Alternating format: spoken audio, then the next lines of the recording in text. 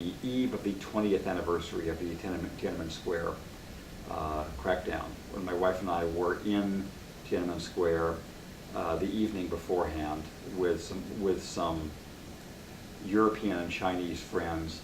I made a mistake of taking a picture of plainclothes police as they were arresting and roughing up a Chinese person.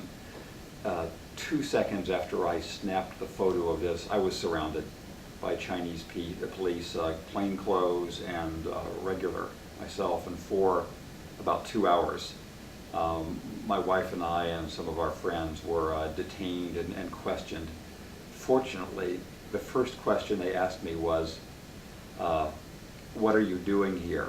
You know, are you a reporter? And I said, I am not here on a journalist visa. So I told them the truth. I told them a misleading version of the truth, but I told them the truth. And then we went on from there. And so finally they let us go after a couple of hours. I had to erase everything on my camera, although I didn't have to give them the camera. And I had to write what they described as a confession. And I believe I crafted artfully to state, I ended up saying in English, I understand that the police believe that I should not interfere with them while they are doing their work.